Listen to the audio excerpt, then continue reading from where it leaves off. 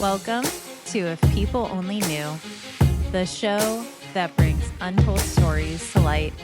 I'm your host, Anna Matson. Let's get started. Welcome to the show. Today we have Jeff Dornik, and he is the CEO of Pickaxe, and we're going to get into detail of exactly what that is and why he started it. It's a social media platform that believes in free speech. So we are going to talk about free speech today because it's obviously very important. It's the First Amendment for a reason. So Jeff, thanks for joining us today. Thanks for having me on. It's a blast talking to you. I always love our conversations, and it's fun to do this. And I'm so used to being like the host all the time, so it's kind of fun to be on the flip side and actually be getting asked the questions instead of always coming up with the questions. Well, and fun fact, you had me on your show. You were my very first podcast. So it was a train wreck. Please do not go watch it. I was afterwards, I'm like, I don't think I should have said half the things I did. I was just so nervous. But I'm getting better. Practice makes perfect. So I'm very thankful that you gave me that opportunity though, because it was just one of the building blocks in my story. And here we are. So let's get into your story because, you know, we've talked passively a lot when we supported RFK Jr., but I really don't know your background. Every time I talk to you, I learn something new. And I'm like, man, how did you like get to know all these people and all your connections? And how do you even start a social media platform? Like, what the heck? I mean, can you start from the beginning? Like, did you go to college? Like, when you were a boy, what did you want to do when you grew up? No, I mean, so the crazy thing is that I feel like I've had a lot of crazy experiences.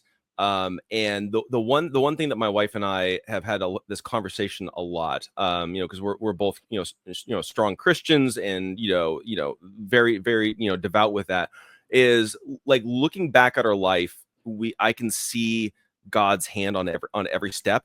A lot of times in the moment you don't realize it. You're like, what the heck is going on? Like all that. But then you fast forward a little bit and you look back and you're like, okay, I see why God allowed this to happen. And also I was just thinking the other day, I'm like, if this bad thing happened that happened, let's say 5 years ago, didn't happen, I wouldn't be where I am today. It's a very weird thing how everything is like connected, even though it doesn't seem that way. So like Absolutely. for me, I grew up this like homeschool kid. All I wanted to do was play basketball and read books. That was my thing. We didn't watch TV. I wasn't super active in like politics or like anything. It was like theology, Christianity. I was a hardcore like John MacArthur, very like by the book Bible, super like I would say probably pretty borderline, if not over the top legalistic, like the whole deal. And I played basketball all the way through high school, very competitively, won a national championship, played in a lot of the same tournaments with like LeBron James, and I knew the Lopez twins who are, it's very weird too, playing basketball, is that a lot of the people that I grew up playing with as kids, they're now like retiring from the NBA, which makes me feel really, really old. Um, but so I played basketball. I was getting recruited to play college, and I ended up turning down the offers because I wanted to go into youth ministry. And so I went to this small little Baptist school in Arizona. At the time it was Southwestern Bible College. Now it's known as Arizona Christian University. And I went through their youth ministry program. I ended up dropping out my junior year of college because that was right around the time when the stock market or the real estate market crashed. And so I saw the writing on the wall, and I'm like, okay, so I'm going through this. I'm struggling to get by, the whole deal. And on top of that, my two things that I could do in order to get a job in a church would have been either a youth leader or a worship leader. And at the time, nobody was hiring those because none of the churches had money. So they wanted volunteers to do all that. So I ended up dropping out of school, and then I went and got a startup, working for a startup company. And I literally just started working and answering phones. And then I worked my way up to become the head of customer service. And then I jumped over to do sales, became the top sales rep. I basically experienced everything, every component of that company I was involved with in some point, whether it was shipping or web development or sales or whatever it was. So it was a huge like learning experience where I'm going from focus on like Christianity and ministry to entrepreneurship, business, like the whole deal.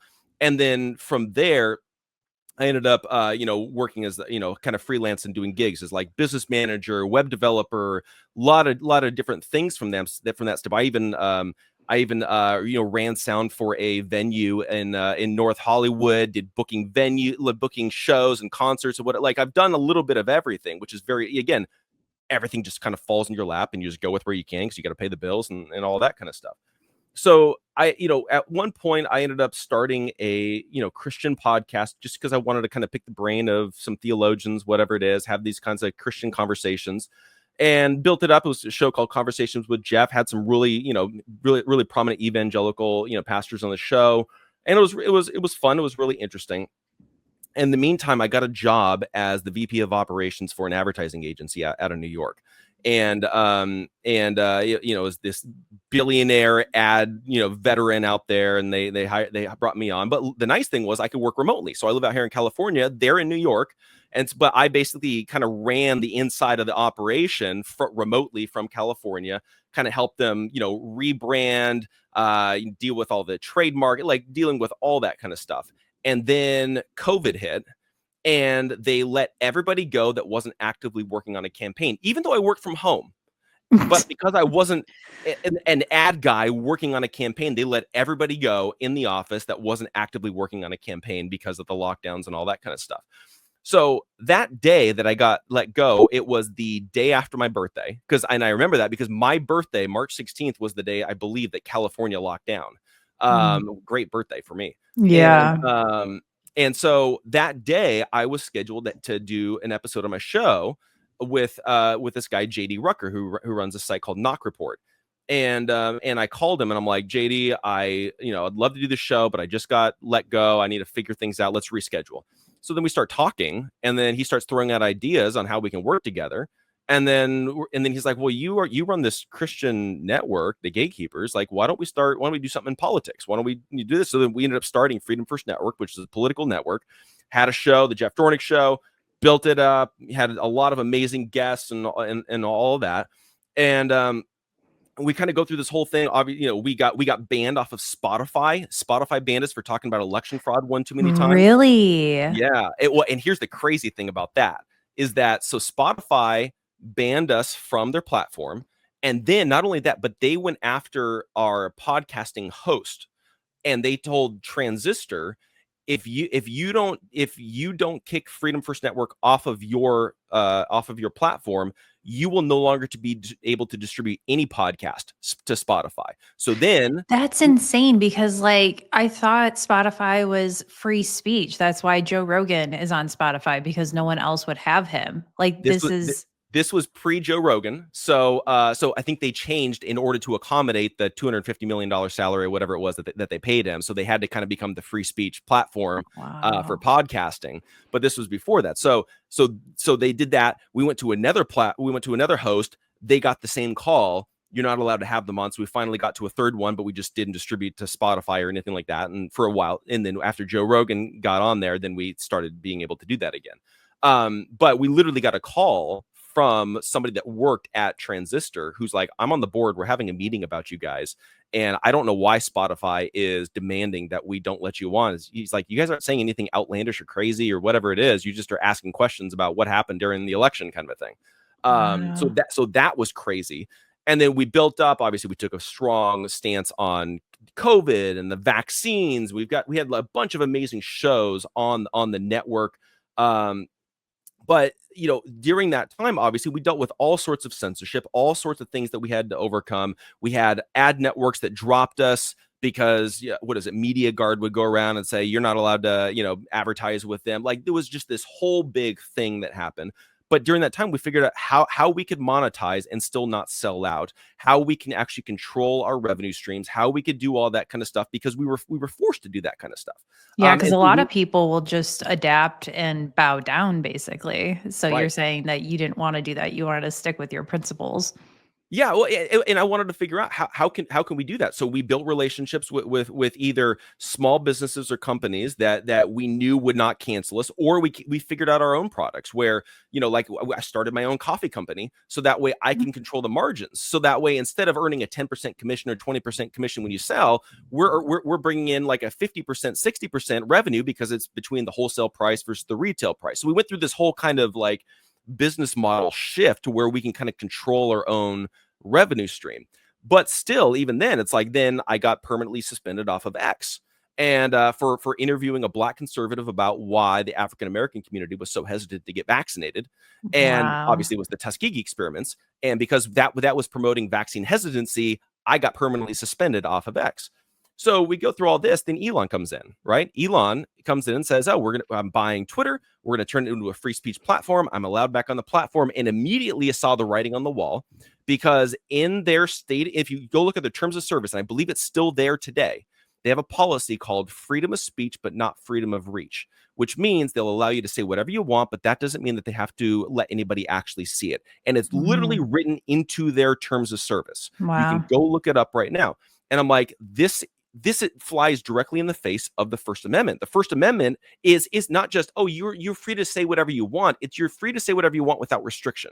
Because if you go back to what the founding fathers intended for the First Amendment, you had freedom of speech, which was your ability to verbalize your speech. Then you had freedom of the press, which was your ability to write out your grievances on a piece of paper, go down to your local printing press, print the pamphlets, go down to your town square, and then distribute them freely without restriction.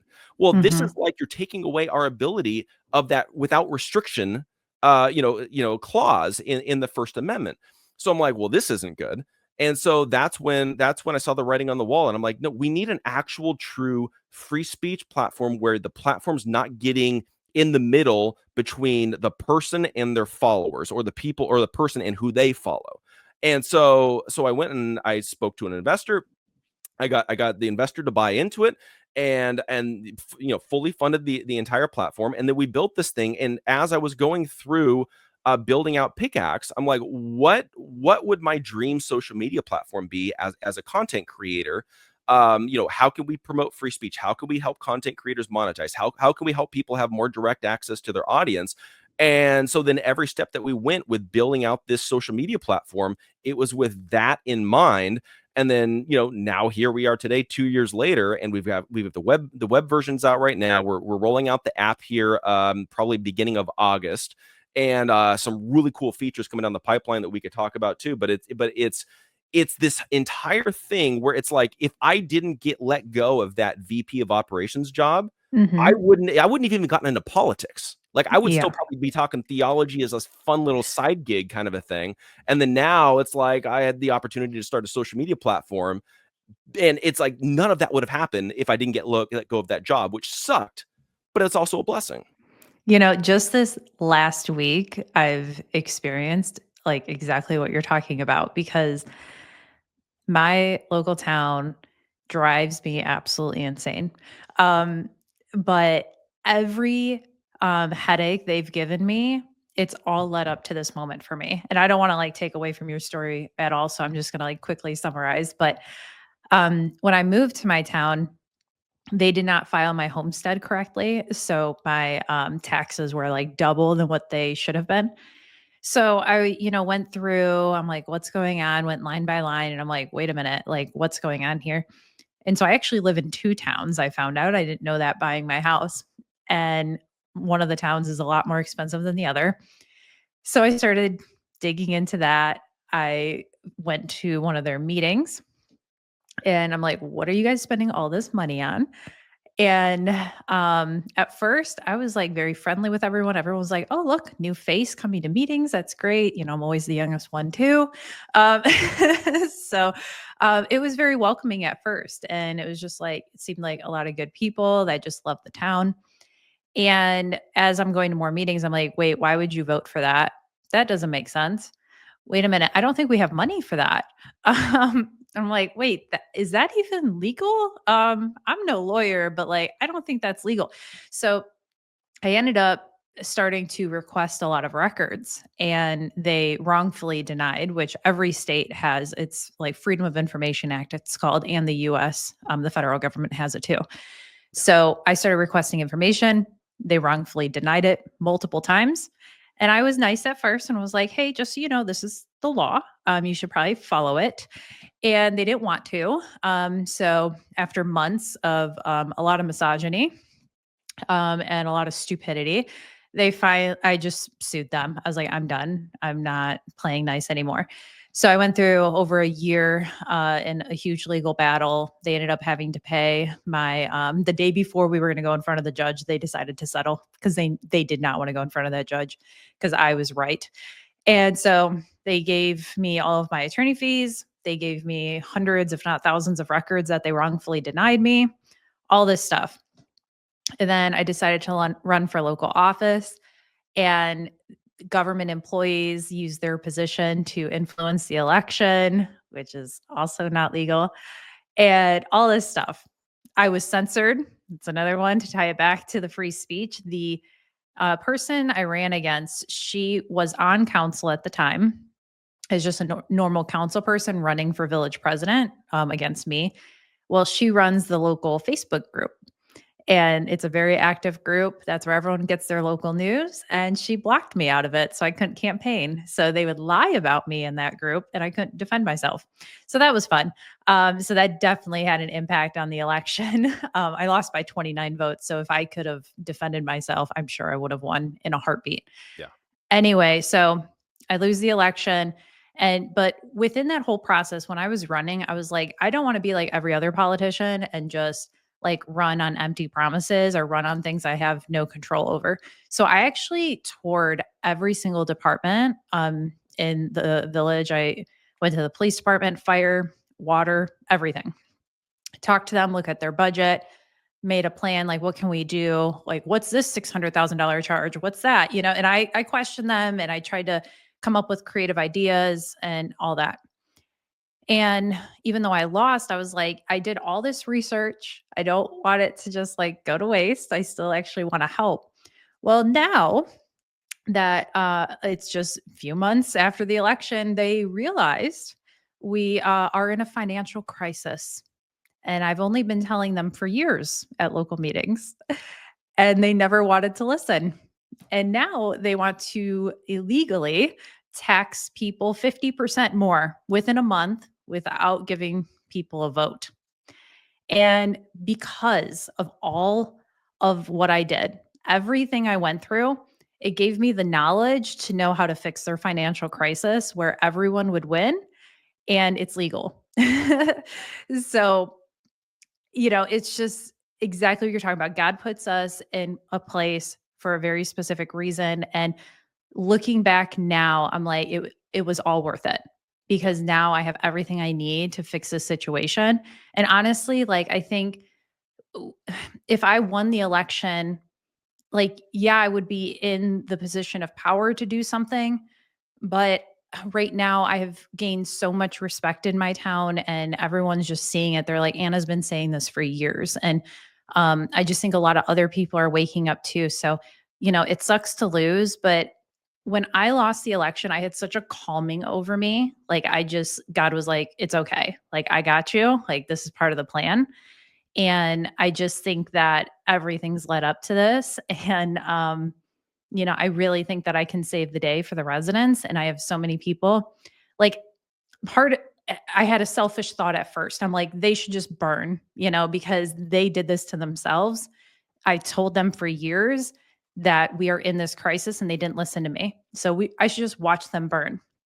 But then I think about all the seniors, like when I was going door to door and I met so many seniors on fixed incomes, and the one girl had mold growing in her house because she couldn't afford to put a new roof on and it's been leaking. Yeah. There was a guy that showed up to the last meeting saying his medicine is now $120 a month and he's had to skip it because he can't afford it. So I could be selfish, but then I think like I can't let this happen to these people. So I definitely relate to you that you look back and everything is worth it. So, for people listening, if you're struggling right now and you just can't see a way out, just God has you. There is a plan and he will get you through it. And I promise you, the grass is greener on the other side and it will be so beautiful. Like he is just shaping your character to get you where you need to be and put you in just the right position. Because if just one thing is off, 1 degree is off, your life could be in a very different place. Yeah. Well, So yeah.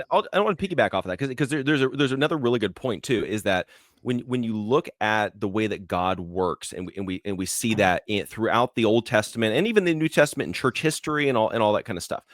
Oftentimes, what ends up happening is God just uses faithful and obedient people, oftentimes in the extreme minority, in order to bring about his purposes. So if you look at the Old Testament, there was one point when there was in the entire nation of Israel, the entire nation of Israel had been turned over to idol worship and sacrificing kids to false idols and just like all this ridiculous crazy stuff. And there was one guy, I believe, I think it was like Elijah, I think it was, there was one faithful guy in the entire country of Israel. And through the one guy being obedient and following after God and what God wanted him to do, he brought about repentance and change for the entire nation of Israel. And we see that happen time and time again where God allows things get to practically an impossible situation, and then he will use somebody who's faithful and obedient and work through them in order to bring about his purposes. But I think he waits until that kind of almost moment of impossibility, so that way he gets the glory, because he's working through you, and he kind of not magically, but he brings all these things together in order to make it happen and pieces it together in a way that like I could never do by myself. Mhm. And I think for us, it's like, I think for a lot of us, we see what's happening in our cities or our states. Like I live in communist California. Like if something's impossible, it's fixing this ridiculous state out here. But I still continue to fight, and because I'm like, my job isn't to fix the state. My job is to be obedient and do everything that I can within my power in order to do that. And then I trust God in order to piece things together. If and when it's his timing, it does it. And the nice thing is, it takes the pressure off of me, because all I'm called to do is just be obedient, do what I can, and then I trust God. If it's not God's timing, then guess what? It's not going to work. I move on to the next thing. I don't get upset. I don't get frustrated. I don't do all of that. My job's to be obedient. And I think if we can have that mentality in all of this, then when you're going through life and you look back and you're like, oh yeah, I saw God work here and I saw God work here. It's a very like encouraging thing when you look back in your life and you see God's hand throughout your life, because you're like, okay, yeah, there is a purpose. There is a reason why I'm doing this. And You're God has preaching it. I'm gonna get emotional. no, but it's very true. And even if, let's just take your example, right? Even if God decides that, we're not going to fix the city, we're going to let it burn, we're going to let it all burn to the ground, whatever it is, like, you be okay, because guess what? That God has a reason for that, but you may have inspired somebody 5 towns over to do the exact same thing, and then they fixed their town, and God used your fight, and where you feel like, oh, I wasn't able to get anywhere, but he used you to inspire somebody somewhere else to actually fix a problem. And so a lot of times we may not even experience the positives in this, but again, God still had a hand and a reason for you going through that experience, whether or not you even experience the fruit of it, if that makes sense. Yeah, and I mean, even just this last meeting I went to, usually when I go to meetings, there's maybe like 6 people and it's the same people every single time. And it's usually the crazy, I don't wanna say crazy, but it is the crazy people in town, but it's definitely the very, very far left. Like, that's something Democrats have, they show up every time. Um, but this last meeting, there were so many people that were around my age, and I'm like, "Wow, this is crazy." And I go to a lot of political events, and there's hardly anyone my age, and they were female. It's usually old men that are at a lot of these events.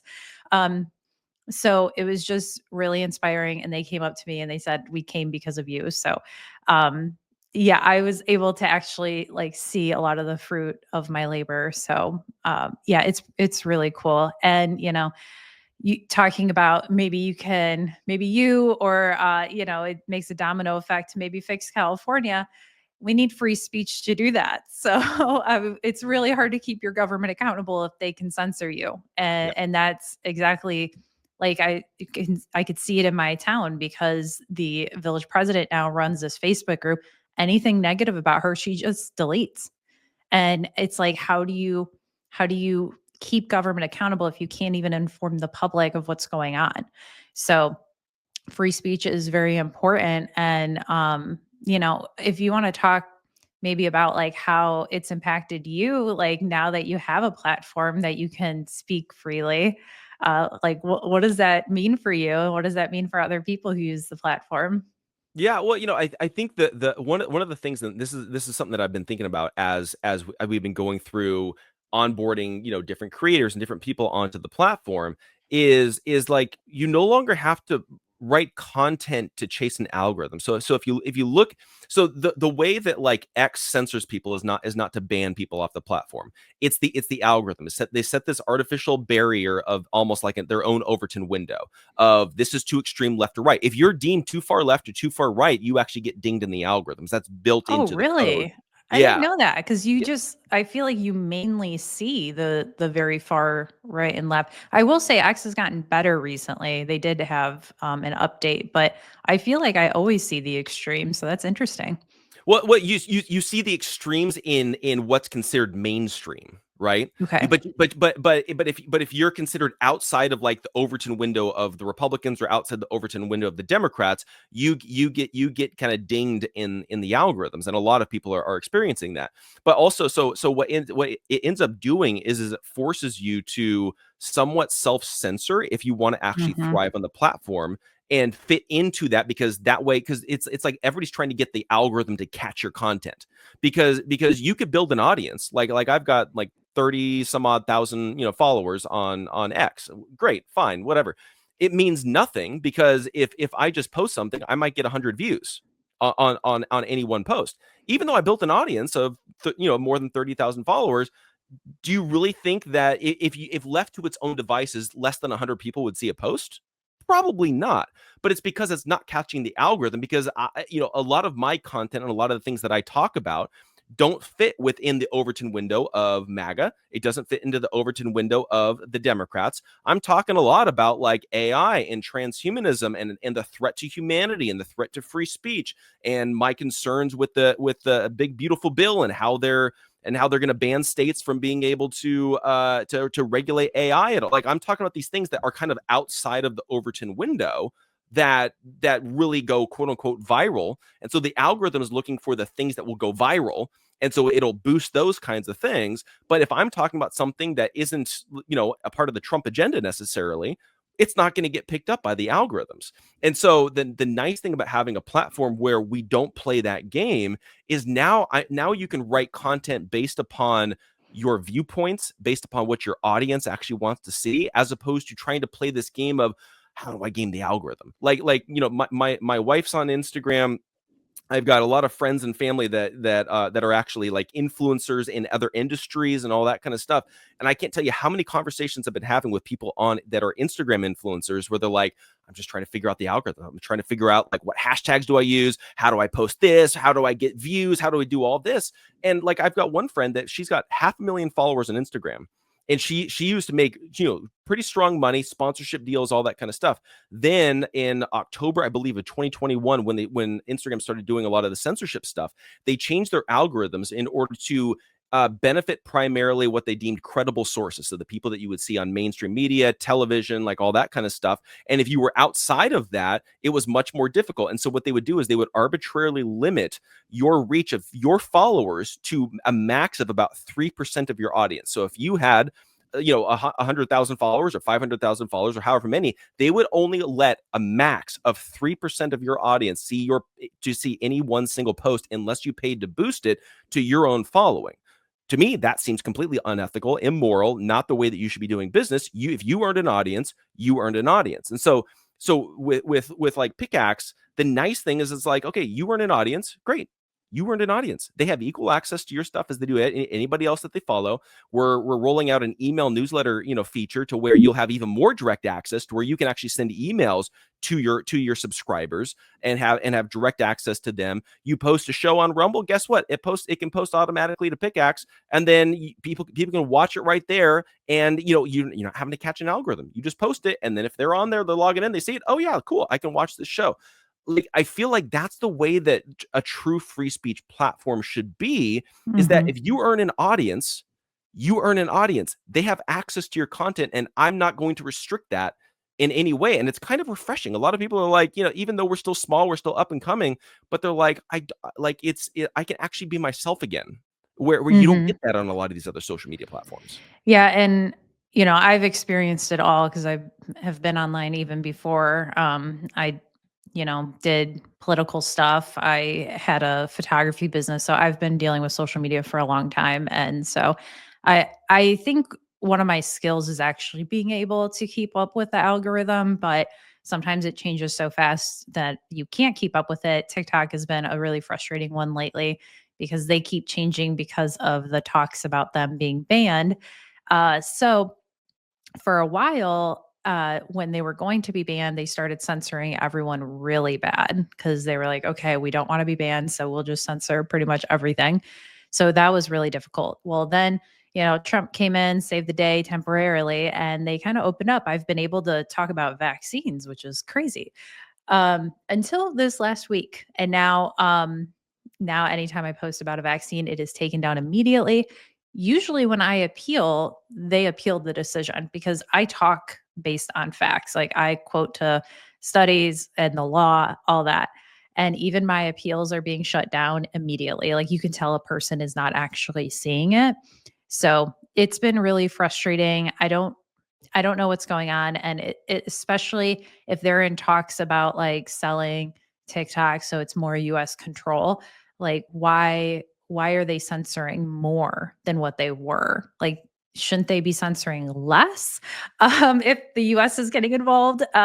So that just seems very shady to me. And also how the algorithms are is they force you to niche down.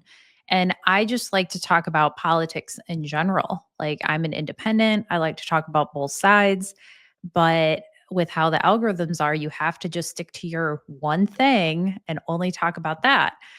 And so that's also extremely frustrating because, like, a lot of the stuff I talk about is somewhat health related.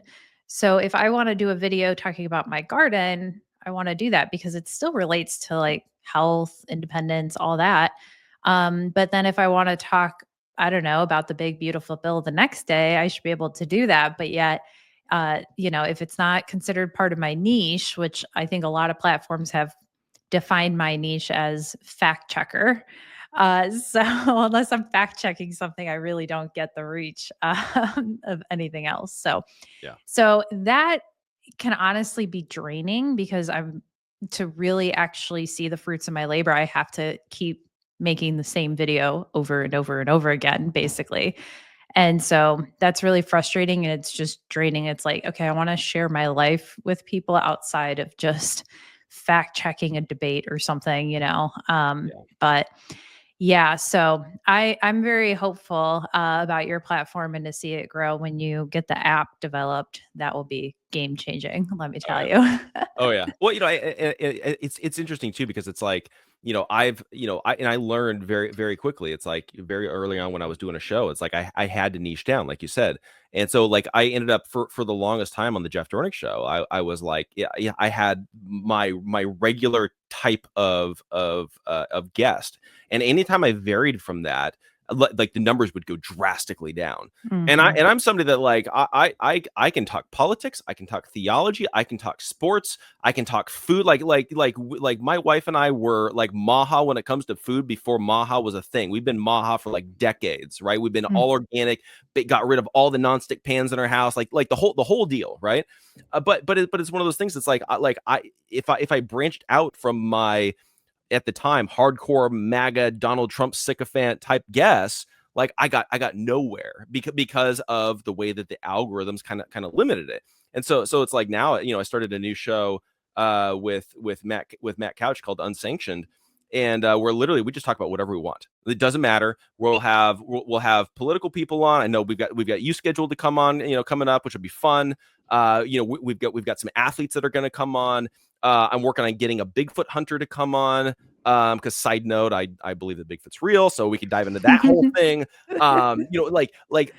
We're trying to bring in this kind of like eclectic, kind of like screw the algorithm type of mentality when it comes to our guests, because we're all different people. We all have different interests. And the thing that I've always told people as they're like building shows or whatever it is I'm like, don't niche down, because if you niche down, then you will be a slave to the algorithm.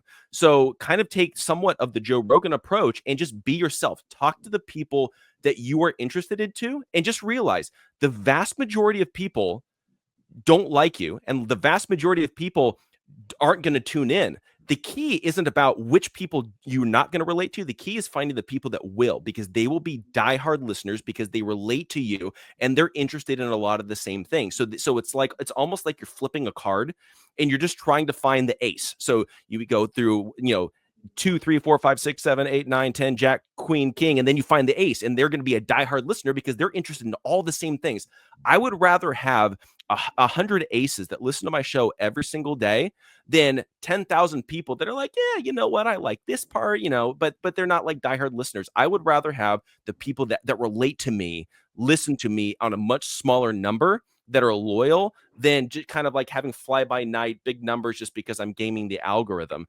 It's just a different way of thinking about things. And I'm hoping that a platform like what we've built with Pickaxe can kind of do that for more people, to where they can just be themselves and then find people that relate to them. And then they can build a diehard loyal audience based upon those similar interests. Well, and going back a little bit to what you started to say is uh, the algorithms right now really promote divisiveness, because we have, far right, far left that is constantly being pushed. And funny enough, like it would be a good business decision for me to just pick a side. It is not Me profitable too. at all to be an independent. It is the worst thing. So a lot of your favorite creators, they start out independent because they are actually independent, but then they realize the money is in if you're MAGA or if you're on the left, because that's where all the sponsors are and everything. So the algorithms don't really help that situation because they're constantly pushing one side or the other. So what are your thoughts about that? Do you see that, and why we've become so divided as a nation? Yeah, well, so it's not necessarily ideologically left and right, especially when it comes to the algorithms and it comes to these kinds of mentalities. It's a team sport mentality. It's which team are you a Mm. part of? And I'm actually writing a book right now called "Following the Leader," which dives into this really in depth of this kind of like, and what I'm diving into is a little bit more on the conspiratorial side, which is basically how the intelligence agencies actually were involved in a lot of the cults going back into like the 60s and 70s, and they were Wow. actually using that as testing grounds in order to figure out how do we mind control, how do we manipulate the public, how do we do all this kind of stuff in mass. But they were doing it in these controlled environments and seeing, can we set up how far can we take a cult.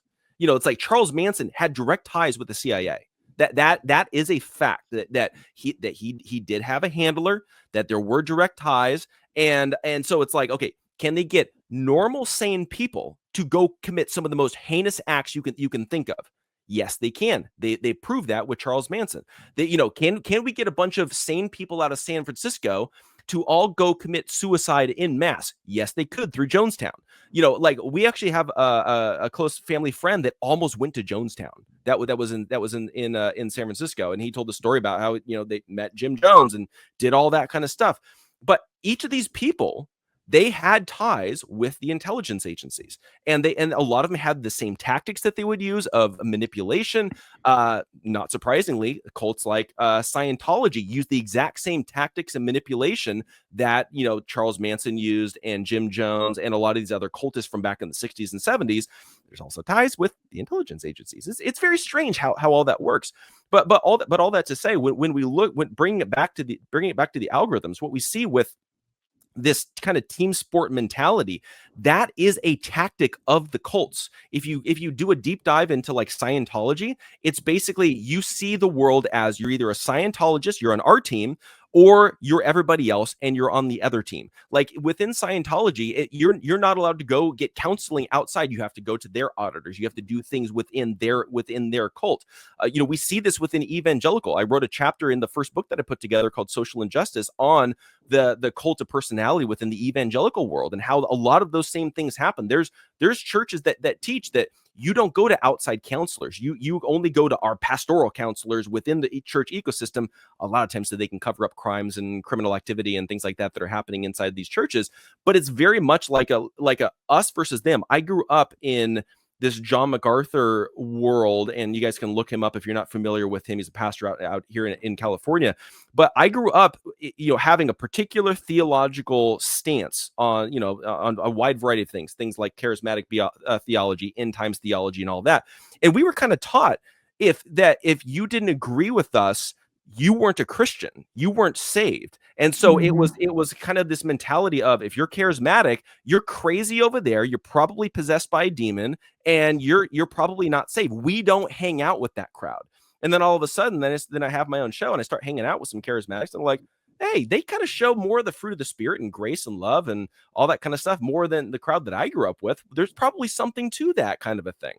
But it's that cult mentality. So when we're looking at the left versus the right, it's really, which team are you on? You've got the woke Democrats. That's like their team. Their team is that's their identity. You have the MAGA Republicans. Like that is their identity. These people they identify with Donald Trump. They identify with their leader. I'm sorry, they don't like being called a cult, but if that's your mentality, you identify with your leader, you just might be a part of a cult. And that's something that that I've had to repent of myself, because I've had that kind of same cult mentality as well, both with Trump as well as with Pastor John MacArthur, which was the church that I grew up with. And I had to repent of that, and I had to take a step back, and I realized I need to figure out, what do I believe, not what does Donald Trump believe. Because when I took a step back and I thought, what do I believe? Then I figured out my worldview. I figured out, what do I believe? And then I will then align with anybody who agrees with my worldview on that particular issue. And I will discuss and debate where we disagree. But that doesn't necessarily make me a lot of friends, is because I'm not a part of anybody's team. I'm not a part of the cult. I'm not, I'm not a part of the Trump world, even though I voted for the guy. But a lot of it is I got blackballed because I didn't toe the party line, and I don't just say yes to Donald Trump every single time he says something. And I ended up endorsing RFK Jr. when he ran for president, and so I kind of got blackballed from the MAGA world to a certain degree, because I didn't play that team sport. But we're not going to save this country if we continue to have MAGA Republicans versus woke left, and they're just constantly trying to own each other and destroy each other. No, we actually need to have some conversations. We actually need to have a nuanced conversation and not project sinister motivations on everybody else and say, well, this person said this, so they're all bad. The thing that I learned is very few people are all good. Very few people are all bad. They're nuanced. So there's some people that I agree with. Like, I agree with Bernie Sanders on some stuff. I agree with John Fetterman on some stuff. I also disagree with them on a lot of stuff. I'm not going to sit there and say they're all bad, because they're not. Yeah. They have some good ideas on some interesting issues. Same thing with Donald Trump. I'm not going to say he's all good. He's good on some things. He's also horrific and could actually destroy humanity as we know it if he allows this AI stuff to go untethered and unrestricted in the way that he's doing right now. So there's good and bad to everybody, and we have to take a step back, figure out what I believe, and then we go about our life with that in mind. Follow your principles, follow your worldview. Don't just try to become a part of a team and then you just follow the team wherever it goes, because if you do that, you are a cultist. It's so funny because we actually talked about this a little bit before we hit record, which I should have just recorded that part. But because this came up, man, people are just so team Trump that okay, let me explain what's going on today. So Senator Mullen posted that we need to pass the big beautiful bill. And he said that he's in contact with the White House 24/7 right now to get it done. And I commented and I said, shouldn't you be in contact with your constituents not the White House. And he posted a photo of Oklahoma that's all red and said they all voted for Trump. So this is, his mandate, the big beautiful bill. I'm like, oh, I thought the MAGA mandate was to cut spending. And then no response after that, of course. And people are grilling him in the comments that no, the agenda was to cut spending, not to keep increasing the deficit. So, but some people are just like, nope, we voted for Trump. So whatever Daddy Trump wants. And it's like, guys, Trump is against Trump's agenda. He said he wanted to balance the budget. He's not doing that. Why aren't we holding him accountable? And the minute that going back to your whole teams talk, when I hold Trump accountable, my comments are full of people saying, oh, like, cry harder that your side lost. What side am I on? I voted for Trump. Yeah. Okay. And I'm calling him out. And then if I criticize the left, it's like, oh, but the right. It's like, why can't we just look at the situation right in front of us? Like, why do we have to deflect and say, oh, the other side would have been worse? Guys, they're both bad. I'm sorry to break it to you, but both sides are bad. Okay. Like, they are not actually working for us. They're both working for their donors. And that's a big reality check for the left too when they say tax the rich. Do you really think that Democrats are going to tax their donors?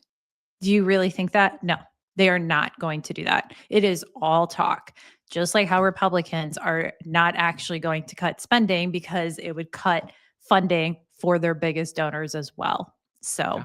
sorry to break it to everyone. No, and that's the thing is that in my opinion, and I was just on a radio show the other day, and they asked me how would you rate Donald Trump, and I was like, do you really want to hear my answer?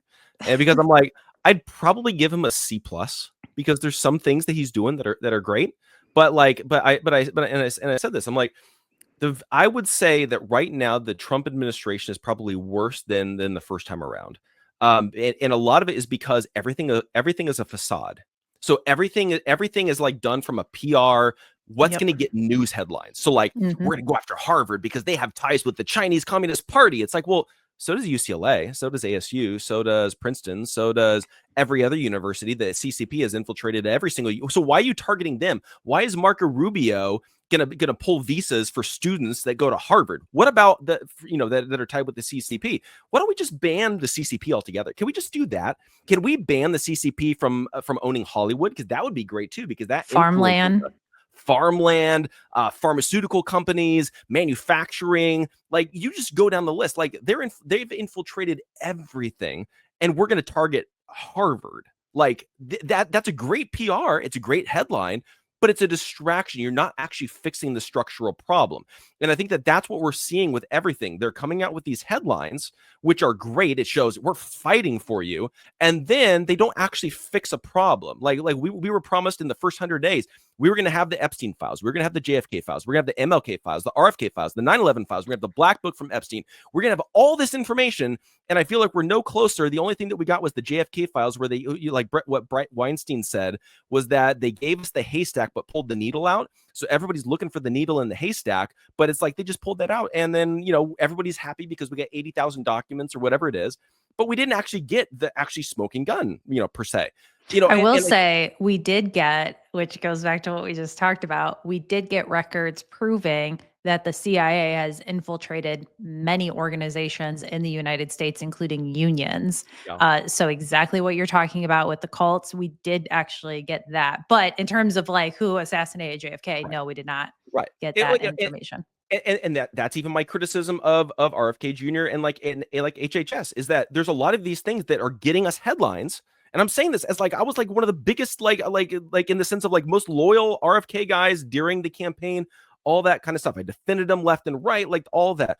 But it's like all these things you're coming out with like great headlines, but you're not actually fixing the structural problems. Like you allow the FDA to approve that new Moderna, COVID vaccine under studies that you said that you would never allow as the head of HHS. So it's like, okay, so what's actually happening here? Well, specifically with that, it's like you have people within the Trump administration that are establishment shills that are working on behalf of big pharma, cough cough, Susie Wiles, dealing with all this kind of stuff, and they are putting people in different positions in order to make sure that they don't actually undercut their big donors, kind of like what you were talking about there. What's ending up happening is they're giving us these little nuggets and saying like, look, we're fighting for you, we're doing this, but everybody's working with one or both hands tied behind their back because they're not actually allowed to make the structural changes that they need. And I think the sooner that we can take a step back and say, look, I support these guys. I was the biggest fan of like Kash Patel and Tulsi Gabbard and RFK Jr. and Trump and all these guys. But just because you like them doesn't mean that you shouldn't criticize them. We should be criticizing them and holding them accountable and saying like, look, you promised us X, Y, and Z. Where is it? Like at a certain point, you promised us the gold standard of science, and then now you're going to approve the FDA approved these new COVID vaccines where you didn't even do a placebo trial. You allowed them to do the trial comparing this vaccine versus the previous one, which actually I did pull out my calculator on this last one and realized that they're claiming that this new Moderna vaccine is 9% more effective than the previous one. But when you compare them side by side, it only provides 0.9% increase in or 0.9% difference in protection. So it's basically the exact same thing as Nothing. before. It's Oh, ridiculous, people. yeah. It's so funny too because like I'll even criticize Kennedy and people every political party movement has a cult following, and it's no different for RFK Jr. and the health movement. Yeah. So I'll criticize him, and I'll even say, guys, he has told us for years to never trust the government, always keep them accountable, that the government always lies. And Yeah. people will come after me when I criticize him, like, you just need to trust Kennedy. Kennedy would never tell us just to trust the government. He would never say that to us. So why are we pretending like it's okay now that it's just, we don't like when people say it about Trump or Harris, Biden, whatever. We just need to trust them. Like they're going to do what's best for us. Okay, guys. Yeah. No, And this is the thing about Kennedy, and this is the thing that I'm sorry to interrupt, but I want to piggyback off of that point because it's really important that for those people that are we would say are part of, let's say, the Kennedy cult, right? That it's like die hard, you can't criticize them, all that kind of stuff. Here's the reality of what's going on, and I've talked to a lot of people that are inside DC, inside the Trump administration, they're close, all that kind of stuff. What's happened is that basically people within the Trump administration and within Congress have basically tied RFK Jr.'s hands. He's severely limited in what he's able to do. Now, there's also the cultists that have become the anti RFK Jr., people that are like, he's corrupt, he's sold out, he did all that kind of stuff. And I would disagree with them as well. What's happening is you have Susie Wiles and her henchmen, in my opinion, I'm just saying based upon the things that I've been told, have severely handicapped RFK Jr. to where he can't actually accomplish the things that he needs to accomplish. Do you know how we actually, get what we want? We criticize the administration for not doing what they promised. If we exactly. want Kennedy to succeed, we have to hold him accountable. That's not saying we need to attack him personally and say that he's sold out and he's corrupt and he's a bad guy now. It's saying, Kennedy, you promised us you would do X, Y, and Z. You're not doing it. Where's the structural change? Why are you not pulling the shots? Why are you allowing this FDA approval to go through in the way that you did without the placebo trials? Why are you doing this? If we cause more of a ruckus, that's the thing about Trump. Trump does listen to his base. We've seen that throughout history. When there's enough of a ruckus, he hears. And I think that if we can cause enough of a ruckus and say, like, look, Kennedy, follow through on your promises, it will actually help Kennedy to follow through on his promises. But if we just become a bunch of sycophants and say, look, we're not allowed to criticize, we're not allowed to do X, Y, and Z, then we are participating in the handicapping of RFK Jr. getting in there and fixing HHS. So funny enough, I can't talk about like everything. Some things I can't talk about, some things, I choose not to talk about. But I had talked to a lot of people in the administration, and before I kind of outed what's going on. And at first they were like they would call me often and say, "Okay, this is what's going on.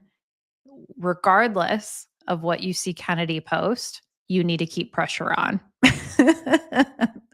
So there there definitely is pressure going on Kennedy. He does want to do things differently in a lot of instances, and just like you're saying, he can't because whether it's Bill Cassidy or Susie Wiles, whatever it is, and putting public pressure can really, really help. I mean, who knows? I mean, he stopped recommending the COVID vaccine for healthy children and pregnant mothers. You know, a lot of people complain that it's not enough, but I mean, if we didn't put pressure on, maybe it wouldn't have even been that. So I do choose to believe that we did help that way.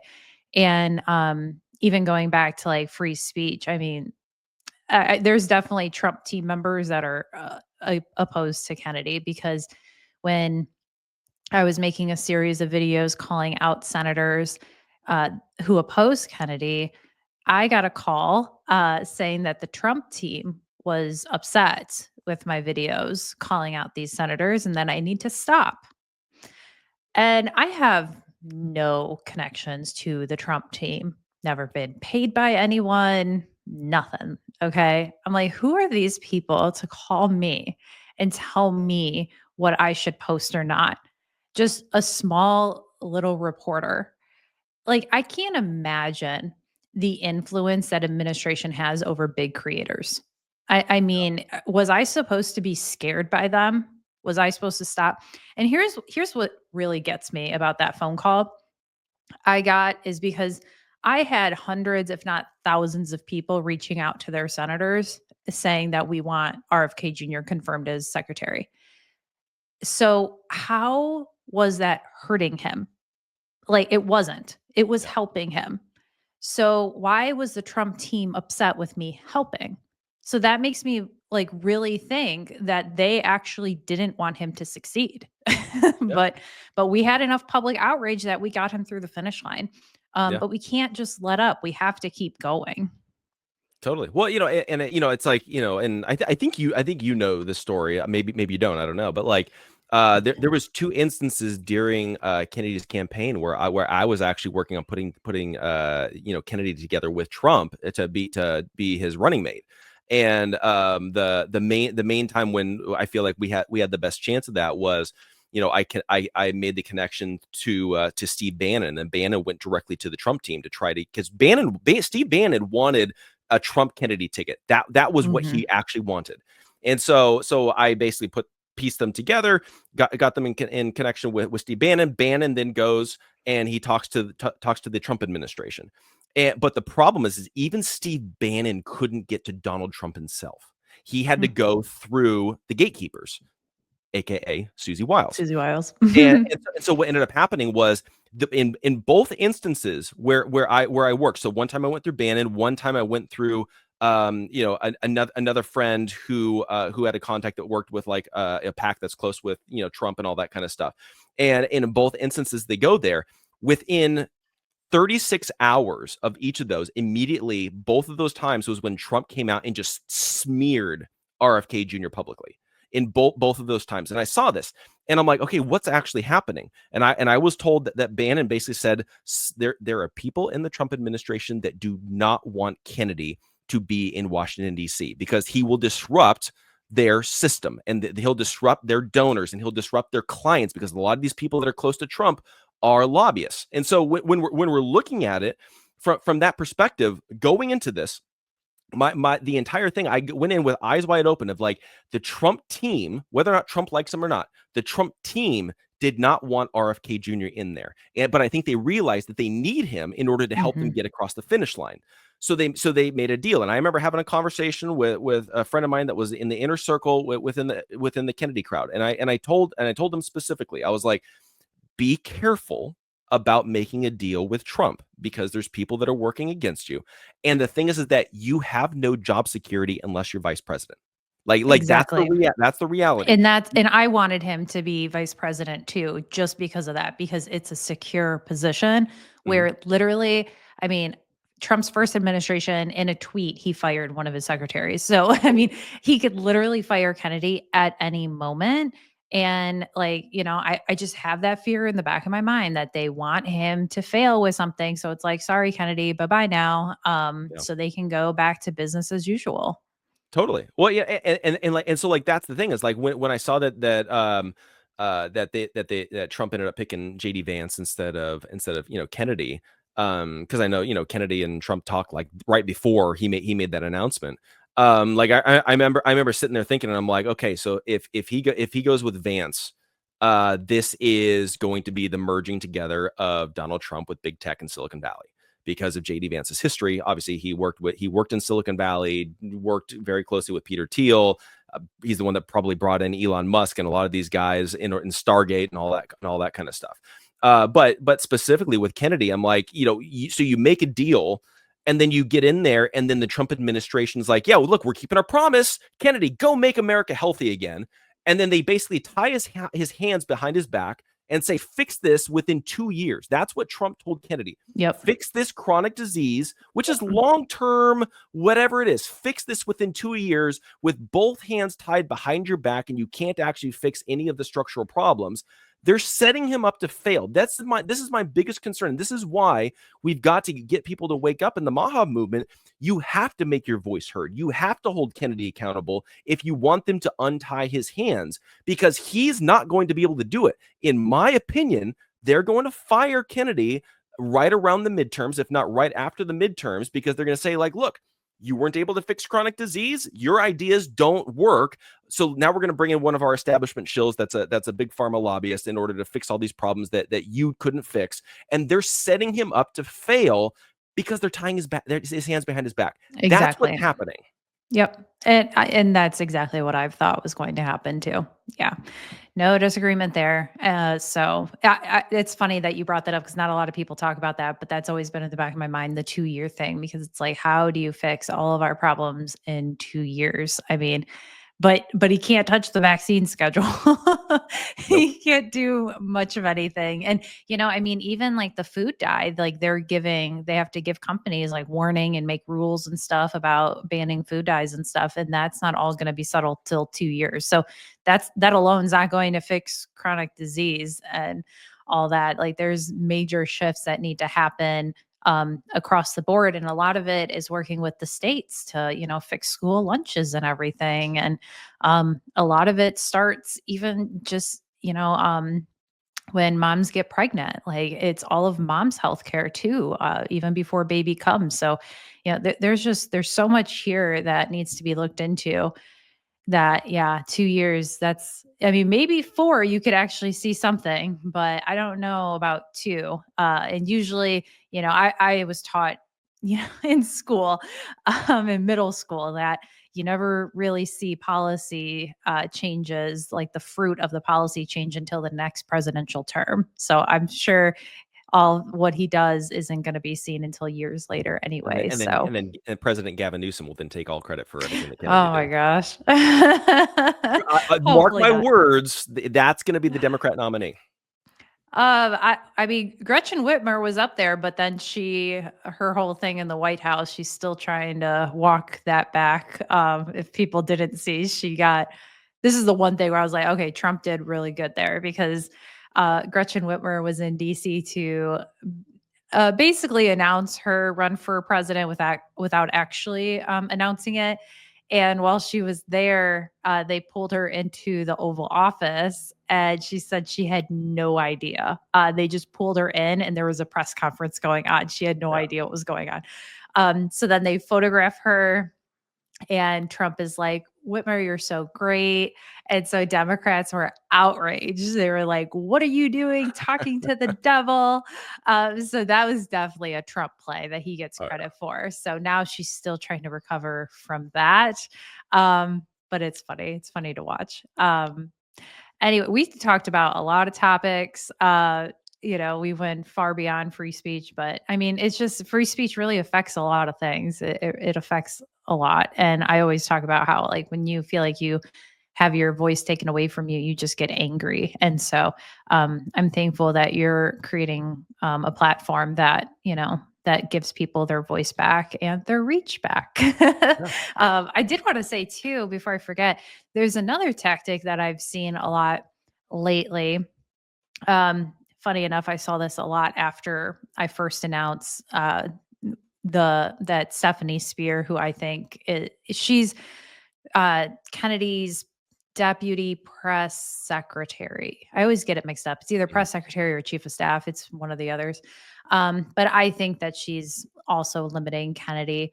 And when I posted that, I had a ton of bots come after me.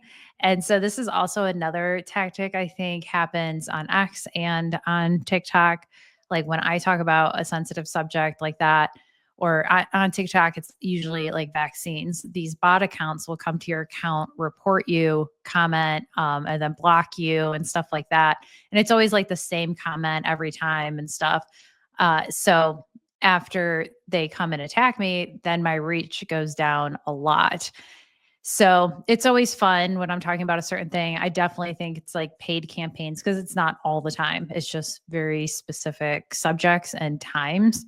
So definitely I got it a lot during the heat of the election. And like I said, when I talked about Stephanie, I got it a lot. And so I don't know what's going on, but hopefully your platform doesn't do that. Yeah. Well, that's one of our big things is I'm leaning very heavily into like the human to human interaction with pickaxe as well, because that's something that's sorely lacking with platforms. So like Facebook invested $65 billion into developing artificial intelligence generated content creators because they're actually going to replace the human content creators with AI generated ones. You've got Twitter that's overrun by bots and with bot farms and all that kind of stuff, which a lot of people don't realize this. The intelligence agencies use bot farms in order to manipulate public opinion through propaganda and pushing out. So a lot of the fake stories that get pushed out originate with these bot farms because they're pushing a particular agenda, and then the influencers will pick it up and run with it because it's something controversial and clickbaity and whatever it is,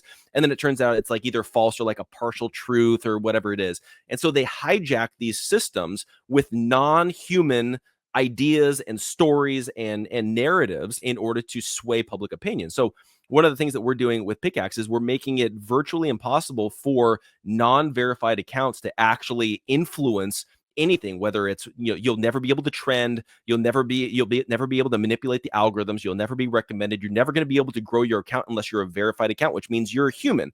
We're gonna add additional ways in order to verify like businesses and corporations and groups and known pseudonyms, kind of a thing, whether you're like an actor or it's like, sure, we'll figure out how to verify Cat Turd if he comes over, because people want to know, am I following the actual Cat Turd or a fake Cat Turd? Yeah. So you want to know which Cat Turd you're actually following.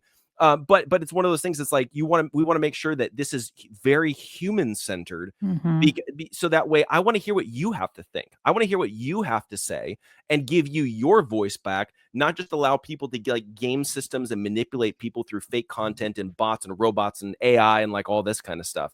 And so like I'm hoping that it's going to actually create a really unique system of like engagement and comments and ideas and all that kind of stuff, because it's going to be like the only platform that's truly based on human-centered. No, I love that. I love that, because another thing people don't realize that these bot farms do, it's not just that like they post original content, they take over comment sections. And I know we've all done it before. I've done it before where I go to a comment section and I'm like, oh man, everyone thinks this. Okay, not everyone thinks that, first of all. Second of all, those are all bots. So they'll take over the comment section saying like, oh, Trump is an idiot, whatever it is, like whatever topic. And so you go to the comments, you're like, oh, everyone's saying that he's really wrong here. Maybe I have it wrong myself. Maybe like I need to look what everyone else is thinking. Yep. That's how they do it. So everyone needs to be very aware. And it's not always those accounts that have no profile picture that's a user, whatever. Okay. Sometimes, most of the time, it's someone that looks like a real person, but it's all AI, it's all bot farms. So that is incredible that you are working to not have that. Yeah. That is going to be a huge help. Because the thing is like if you're on X, like you can have a fake account that's run by basically a bot that is verified. As long as you pay Elon your $8 a month or Yep. $15 a month or whatever it is that they're paying, then you're verified. That's why you have like Tucker Carlson news account, is verified with 500,000 followers. It's like, well, yeah, I know somebody who used a Matt Gaetz news account. They built it up to like 500,000 followers, and then they changed it to something else because they gamed the system. They do all that kind of stuff, even though they have the blue check mark. It's verified. What we're saying is like, if you have a blue check mark on Pickaxe, this is an actual human being. Like this is who they say they are. So if you're engaging with them and interacting with them, then that that's actually the person. If somebody's engaging with you and they're impersonating or whatever, or they don't have the blue check mark, then may or may not be that actual person. So just take it with a grain of salt, kind of a thing. So No, but I I think love by that. doing that, it's kind of like we're empowering people to actually begin to have interactions with other human beings as opposed to just a robot. Because Mhm. I think I saw a statistic that the majority of our interactions on X are with robots, Oh, and lovely. we just don't realize it. Oh man, that's great. Which is like unfortunate because like a lot of times I do want to like engage in my comment section, but it's like it's just hard to tell sometimes if someone's a bot or just being a clickbaiter, but I do like miss human conversations. I always say like to go forward, we need to go back. We need to like go back to the coffee shop and learn how to like speak to people, and like I even like going to like big events, whether it's a concert or something, and just think like this is a room full of people who vehemently disagree with each other online, but they can come together and just enjoy what's in front of us. We can all agree on the enjoyment of the night. Mhm. And it's just a fun time. And like we really need to get back to that. Like just because you disagree with someone doesn't mean you need to hate them, especially over politics. It's not worth it. It's not Yeah. worth it. And like, if we learned how to work together, then our country would be far better off. I mean, like, we are about 50-50 split, on most topics. So, we need to, if we can learn how to meet in the middle somehow, then, you're not going to get everything you want, but maybe you can get something. And right now, nobody's getting anything because we can't agree on anything. So, Yeah. um, but Jeff, I mean, I could literally talk to you for hours because, we just have, a lot in common, a lot we disagree with, but we respectfully disagree. And that's the key. Yeah. Um, so where can people find you? I know we talked about Pickaxe, but where can people find you if they want to create an account or anything? Just let us know some details. Yeah, I mean, the best place obviously is Pickaxe, which again, it's just pickaxe.com, pickax.com. You'll find me, I'm all over that. All of my ideas, all of my articles, shows, everything gets posted over there. You guys can set up an account right now. It's web-based only, so just you go to the website. Again, we're rolling out an app probably beginning of August is the tentative date right now. I also do have a Substack that you guys can subscribe to, just jeffdornik.substack.com. And I'm using that as like an email, newsletter, service and all that kind of stuff, update you with all of my shows, articles, ideas, all that kind of stuff. We're going to be rolling out our own Pickaxe email newsletter, service as well. And so once that happens, then I'll be transitioning from Substack and bringing all those contacts over to Pickaxe. So just know that that'll be happening probably this fall as well.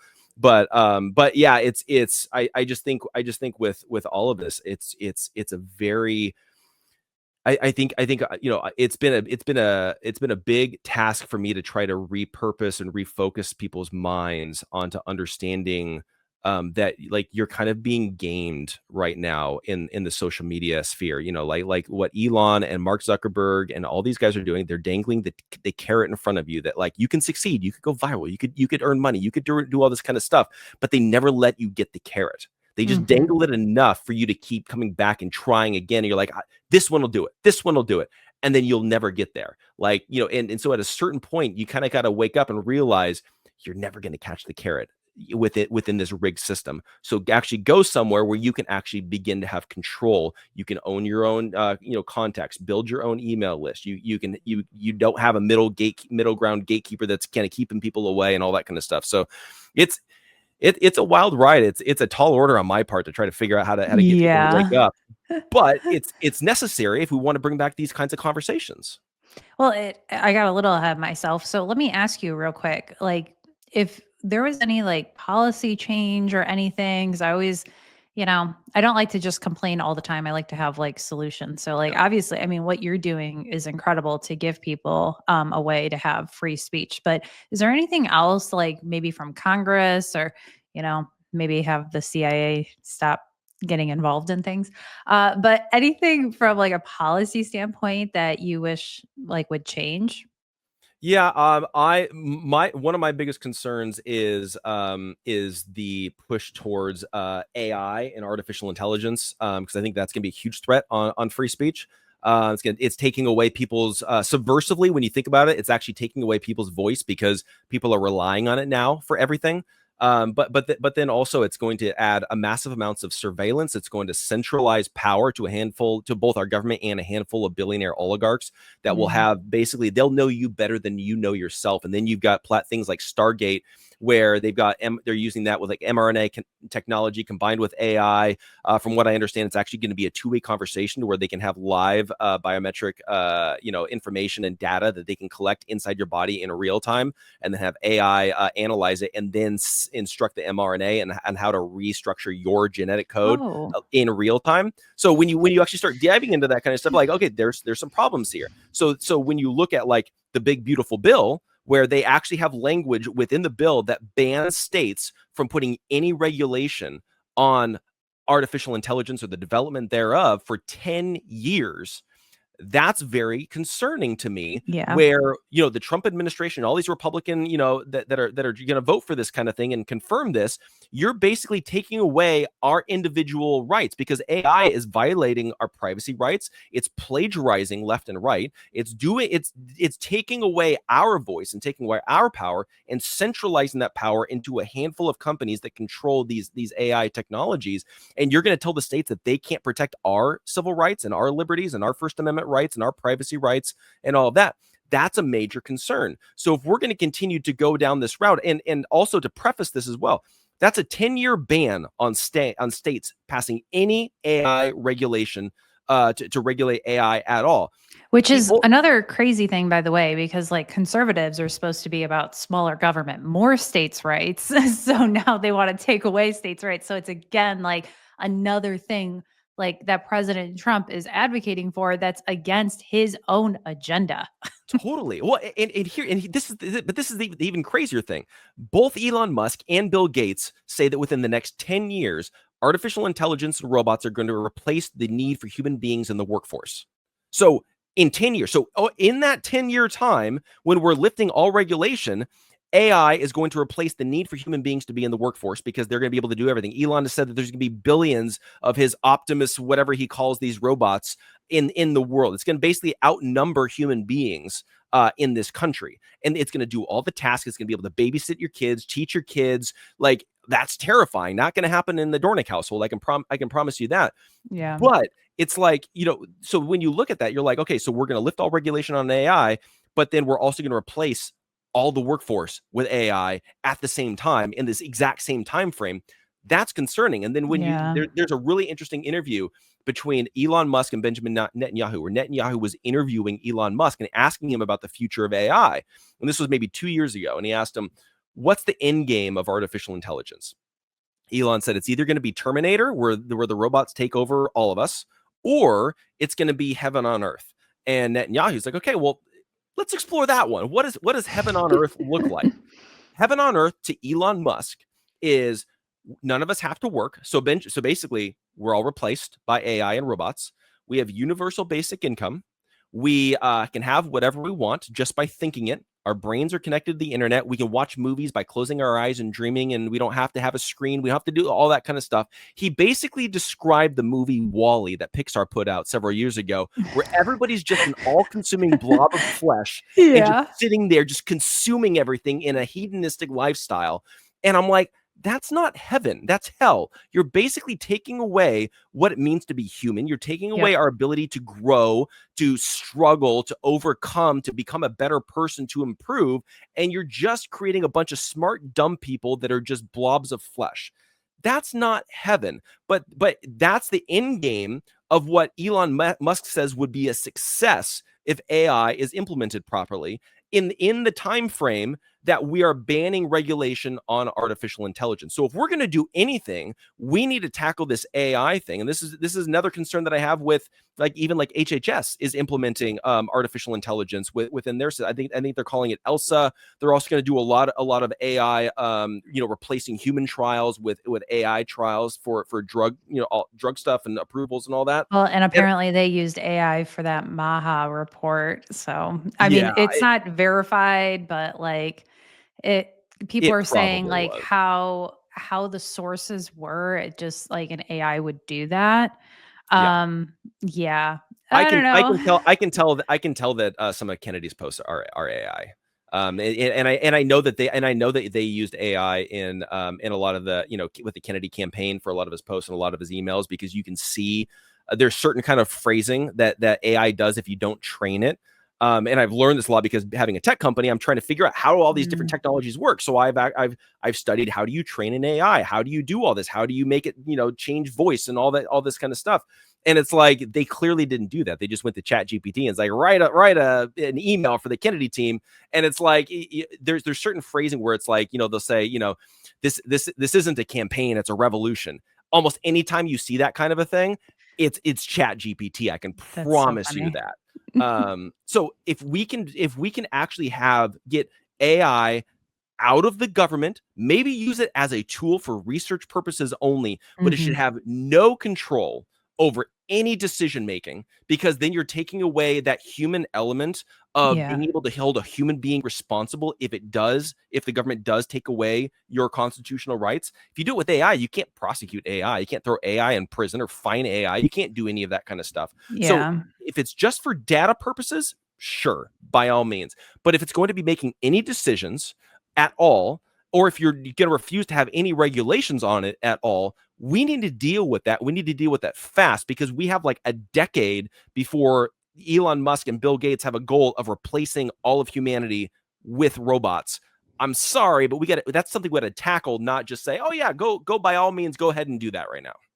Yeah, and when you first said we don't have to work, I was like, "Oh, that kinda sounds nice," but it's not going to be nice because, you know, a lot of people that suffer with anxiety and depression, it's because you're not doing your God-given duty.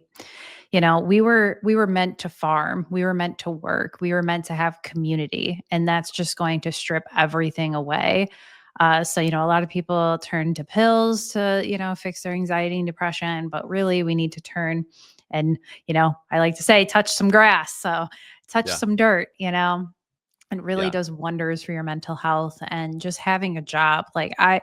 If you asked me like 4 years ago, if I wanted to farm or have a farm, I'd be like, no, that sounds like a lot of work. And now I'm like dreaming of the day. Like to me, that is being rich, is having a farm, and being able to just grow my own food. Like that just sounds like a dream, but it's going to be a lot of work, but it's going to be rewarding, not only for my mental health, my physical health, all the things. So it gives you a sense of accomplishment. Like that's the thing yeah, that you take away from. Like I grew up playing yeah. basketball very competitively, right? And like one of the things that I learned, playing basketball, was this idea of struggling and learning from your mistakes, and not being afraid of making mistakes, but seeing it as an opportunity to better yourself and improve. So like if you struggle in a basketball game, you're like, I need to go figure out how do I fix this? Is it footwork? Is it my technique? Is it how I'm doing this? And then you become better at what you do. I ended up becoming the best 3-point shooter in the state of Arizona, won the state 3-point contest. Wow. Like that was like my shtick, was like do that. But you know how I got there? I literally went to the gym and shot 1,000 3-pointers a day. And people are like, no, there's no way you did that. No, literally, I used to spend 6 hours at the gym every day between shooting my 1,000 shots, practicing, and in the weight room. Like 6 hours a day playing basketball and basically working and competing and bettering, like that struggle. But then winning a national championship, that was a sense of accomplishment that we never would have gotten if we didn't put in all that time and that effort and the energy in doing that. Playing it on such a high level that I did against some of these, I played in the same tournaments as like LeBron James and like Dwight Howard and all these guys. That never would have happened if I didn't put in all that time and the effort on my own and really struggle and figure out how to become better at what I do. I'm a white boy that can't jump, and I figured out how to compete with all these guys. But like that's something that I learned. And so like now I'm a parent to a 3-year-old. I'm starting a tech company. These are the two of the most difficult things that you deal with on a day-to-day basis. But then at the end of the day, it's like that sense of accomplishment when you actually achieve a goal with the company, or you have the best moment with your son. Even though you struggled all day because you're trying to teach this little 3-year-old about right and wrong and what to do and how to obey and how to live life and all that kind of stuff. But then he accomplishes something. You're like, that's that sense of accomplishment. But if we rely on robots to teach our kids and we rely on AI to take away all of our need to struggle, we become a lot of smart, dumb people that have access to information, but we don't know how to even think or critically think or ever get that sense of accomplishment. Depression's going to be out of control if that goes Oh on. yeah, it's going to be bad. So we need to stop with participation trophies too. Oh yeah, 100%. I ban my son from getting a participation trophy. It's so funny too. I never told you. I didn't know that you played basketball. I played basketball all throughout middle school Yeah. and high school, but I'm 5'2". So I always think it's so funny because how tall are you? I'm 6'3". Yeah, I mean, I could see you in photos. You're so tall. So I'm like, man, I'm gonna definitely have to wear heels when we meet in person one day. No, I'm the shortest. I'm the shortest of my brothers. I'm the oldest and the shortest. And Wow. then I go home and I see my family. They're all like 6'6", 6'8", whatever it is, and I'm dinky little 6'3". Wow, that's so funny. So when I played basketball, it was horrible because I've never actually said this publicly, but I kind of want to just get it off my chest Yeah. so people don't make fun of me one day. Um, they're going to make fun of me anyway, but at least it's coming from me and not someone else. So I actually can't really see out of my left eye. I guess you would call me legally blind. I only have like some peripheral, but I like it's basically black. And so playing basketball was interesting because I would run into people all the time and they would call foul and stuff and I'm like I'm sorry I can't see and so I don't have any depth perception either. So, like throwing the basketball, I'd always be like on target, but it would either be too soft or too hard of a throw. So Mhm. I was a mess, but I was really good at getting the basketball down the court. And then I just, threw it to someone who can actually shoot. And that was my life. I think my entire middle school and high school, I only made one basket out of every game. But even with that, it's like you figure out what you're good at, and then you Yeah. lean into that. Like that was Yeah. my thing. Like, because I was a really good 3-point shooter. Like my coach my senior year was basically like, Jeff, you can shoot anywhere you want inside a half court. I'm like, okay, cool, done. We'll do that. But I had a lot of coaches that would try to get me to be more well-rounded, stop shooting so many threes, try to be well-rounded for all this kind of stuff. And I'm like, no, I want to be the best at what I'm good at.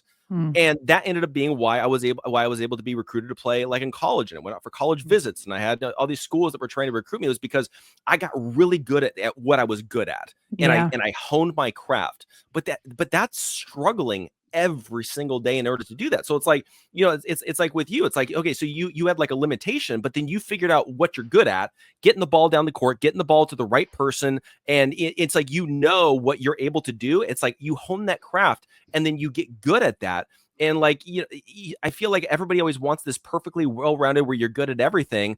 That's almost never the case. Be good at what you can be good at and just really lean into that and grow and struggle and get better and better and better. And it's like, that's what it means to be a human being. That's what we do. Yep. Yep. No, I love that because I've been described as like the jack of all trades, master of none. And it sounds great that I know a lot about a lot of things, but I would love to know like the most about something. But it's so hard for me, like my attention span. Like I just move on to the next topic. I think about people who are in their career for like 40 years and they're the top expert in whatever that thing is. And I'm like, man, like I can't imagine doing the same thing for 40 years. But yeah, maybe I'll pick up something. Maybe it'll be politics just in general. Like I'll be an expert in political science. I don't know. We'll see. Um, anyway, like I said, I could talk to you all day. So, um, if there was one thing that you wanted people to know, you wanted people to take away from today, what would that one thing be? So I would say from a like it's like a takeaway, because I always love ending conversations with that too, because it's like, to me the biggest thing is take a step back from the system, take a step back from everything, and just like take a little bit of time and self reflect and figure out what do I actually believe. Like really, like, not what does my team believe? I'm Republican, so I have to do this, or I'm Democrat, so I have to do no. Like, what do you actually believe? Like, what do you believe is the role of the government? What do you believe about gender equality in the workforce? What do you believe? Like, and there's no right or wrong answers when it comes to what you believe, right? So you figure out, here's my starting point. Here's what I believe about this issue, this issue, this issue, this issue, this issue, and then moving forward, you're entering into conversations and debates, and you're voting for people based upon your worldview, who most closely aligns with your worldview.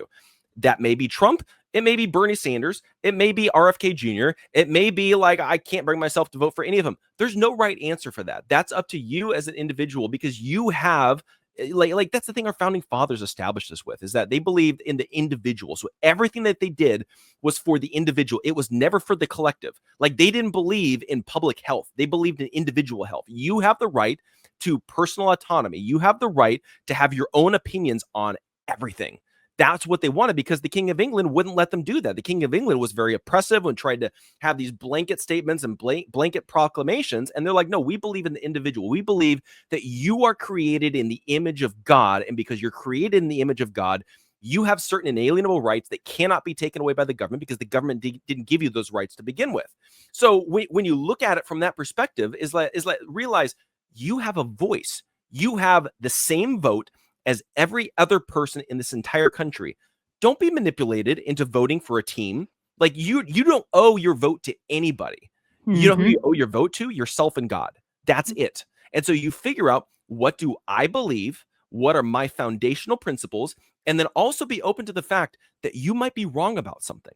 I always say, I believe everything that I believe 100% until you prove me wrong. And then I will believe that with everything that I have 100% until that. And I enter into every conversation going into it trying to make my best arguments. And a lot of people get really frustrated with me, because I will overcome as many objections as I possibly can, but I'm trying to get them to prove me wrong. So that way, because I'm trying to end the conversation by thinking, do I need to rethink my position on that? Do I need to like tweak something here? Do I, like, and I think that's what, I've created a lot of enemies and a lot of people that don't like me, because I don't kind of play this team sport mentality. And they're like, and a lot of people will say, like, you never take a position. And I'm like, no, I take plenty of positions. I oftentimes don't take a side when it comes to the personalities. And there's a difference there. And I think that we need more of the, I'm going to take a strong stand on the issue, not necessarily I'm going to say that this person is all good or all bad, because I know there's nobody that's all good, and there's very few people that are all bad. There are some, but there's very few people that are all bad. Everybody is a shade of gray. It's just, are you light gray or are you dark gray? And I think that that's the thing that if we can go into this with, is realizing, like, I've got my beliefs, you've got your beliefs. Now let's see, where do we agree? Let's unite on that. I will link arms with anybody. I would link arms with AOC if we agreed on something and we were able to accomplish something. Like, if she took a stance against AI, done. AOC, I will show up at every single rally and rally against AOC and banning and getting regulation on this and shutting this thing down and all that kind of stuff all day long. So I'm not going to say that she's all bad. And I think that that's the mentality that we need to have. I will link arms with anybody. We're on an issue that we agree on, and I will debate you to the death on the things that we disagree on, with the understanding that I might be wrong. And I think if we can have more of that kind of mentality and that kind of thought process in this country, I think it would go a long way to turning things around. Yep. Well, I love that. Learn to disagree respectfully, learn to admit when you're wrong, change your opinion. I mean, it sucks. It sucks to be wrong. I even the other day, I think it was like 2 days ago, I it was about the Maha report. I was so embarrassed. So when someone posted that the Maha report was done with AI, I commented, I said I should have wrote this. And people commented, no, you shouldn't have, because it's I should have written this. And I was so embarrassed. I was so embarrassed. And my husband was like, just say that it was satire. That like, haha, guys, I'm joking, of course. Like, and I'm like, no, because I don't want to lie. Like, I made a mistake Yeah. and I'm gonna eat it. Like, I shouldn't have got that wrong. So it's okay to be wrong. It's embarrassing, but you know what? Next time I'm gonna make sure I do it right the first Yeah. time. Well, and I will say this too. John Wooden, greatest basketball coach of all time, had more undefeated seasons than I think any other coach. Won like 3 championships, 4 championships in a row at UCLA, all that kind of stuff. I used to read his books growing up. And I grew up with coaches that would always say, don't make turnovers. If you make turnovers, you're going to lose, and we're going to pull you from the game and do all this kind of stuff. John Wooden took a different approach. He encouraged his team to make turnovers. And you're like, that doesn't make any sense. What are you talking about? He's like, because they're trying to do something that maybe they're not quite good enough to do, and they're going to learn and they're going to figure out how to do it next time. And so he was never afraid of making turnovers, or in other words, in real life terms, make mistakes. And I think that that's the thing, is like, go into it and realize making a mistake, it's not a bad thing to make a mistake. It's not a bad thing to be wrong. It's how you respond to it. It's how you reply to it. It's how you deal with the aftermath of the mistake. I could care less if somebody makes a mistake. I could care less if somebody's wrong. I care about how do you respond when you're wrong, moving after that. And far too many people, they just dig their heels in. They refuse to admit, I was never wrong. What are you talking about? It's like, no, well, I've been wrong about a lot of things. I'm very open about, I've had to repent about a lot of things publicly over stuff. And that's okay. That's all a part of being human. Let's just all Mhm. be human again. Can we be human? Why do we all have to be robots that don't think and have no emotions, that never make mistakes? Be a Make human flipping being. Make being human great again.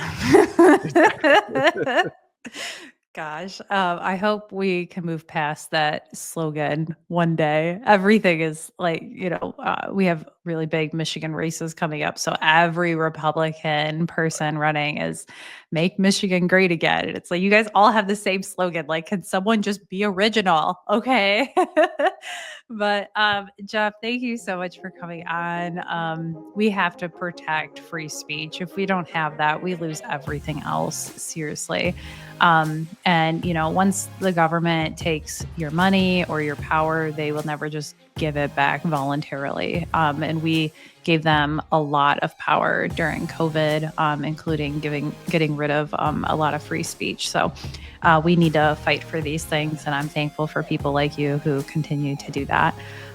So thanks for coming on, Jeff, and I'll see everyone next week.